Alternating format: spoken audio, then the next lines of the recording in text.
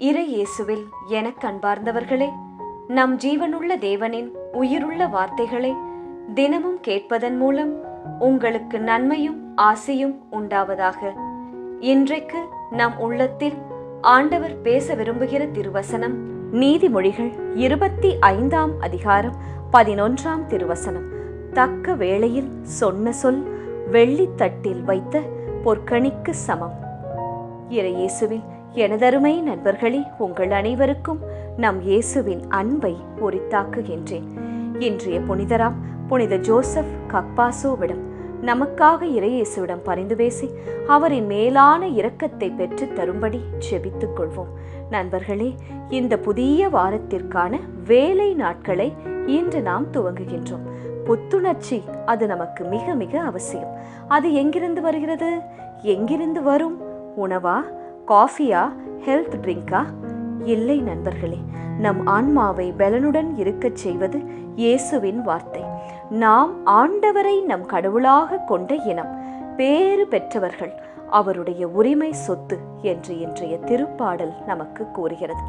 இந்த வார்த்தை ஆண்டவர் என் நிலையை காண்கின்றார் என்ற நிச்சயம் இருக்கின்றதே, அதுவே நம்மை வாழ வைக்கின்றது. ஆம் நண்பர்களே, வார்த்தையிலே பெரிய வல்லமை இருக்கின்றது. விவிலியத்தில் இருப்பது முழுவதும் பலரும் பேசிய வார்த்தைகள் தானே. ஆண்டவர் பேசியது தந்தைமார்கள் தங்கள் பிள்ளைகளுக்கு கூறிய ஆசீர்வாத வார்த்தைகள். இந்த வாயின் சொல் அது இருக்கிறதே, அது மிக வலிமையானது. உங்களை வாழவும் வைக்கும், நிம்மதியில்லாமலும் செய்துவிடும். சிலர் உங்களிடையே கூறிய நல்ல வார்த்தைகள் இருதயத்தை குளிர வைக்கும். எத்தனை வருடங்கள் ஆகினாலும் பசுமையாக உங்கள் மனதிலே இருக்கும், மறக்கவே மறக்காது. இதையே இன்றைய வசனம் நமக்கு கூறுகிறது. கேட்போமா? தக்க வேளையில் சொன்ன சொல் வெள்ளித்தட்டில் வைத்த பொற்கணிக்கு சமம். A word fitly spoken is like apples of gold in settings of silver. ஆமாம், ஏற்ற நேரத்தில் நீங்கள் மற்றவர்களிடம் பேசும் வார்த்தையோ அல்லது உங்களிடம் பிறர் பேசும் வார்த்தையோ வெள்ளித்தட்டில் வைக்கப்பட்ட தங்க பழங்களை போன்றதாம். ஒரே ஒரு சரியான சொல்லுக்கு ஆண்டவர் கொடுத்திருக்கிற கம்பேரிசனை பார்த்தீர்களா? ஒரு வார்த்தை கொல்லும், மறுவார்த்தை வெல்லும் என்பார்கள்.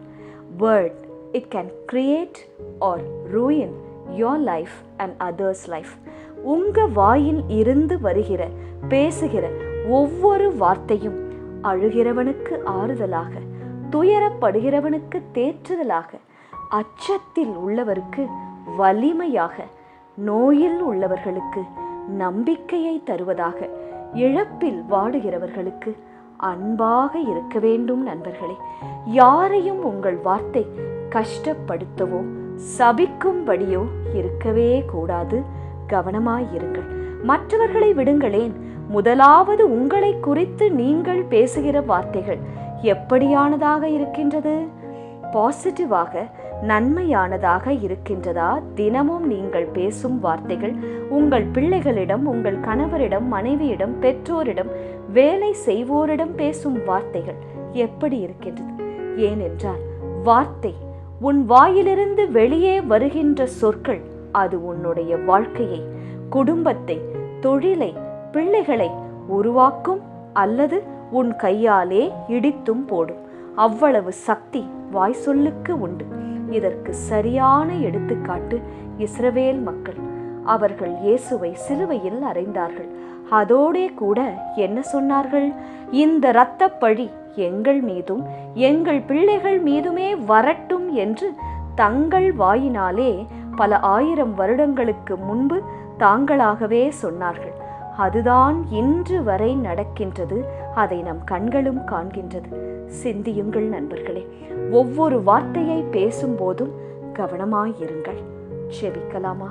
இயேசுவே, வெள்ளித்தட்டில் வைக்கப்பட்ட தங்க பழங்களைப் போல என் வாயிலிருந்து புறப்படும் ஒவ்வொரு வார்த்தையும் என் வாழ்வையும் என்னோடு உள்ள பிறர் வாழ்வையும் கட்ட வேண்டும். அதற்கான ஞானத்தையும் நல்ல நல்ல சொற்களையும் பொறுமையையும் என்னிலே வையும் இயேசுவே. ஆமேன்.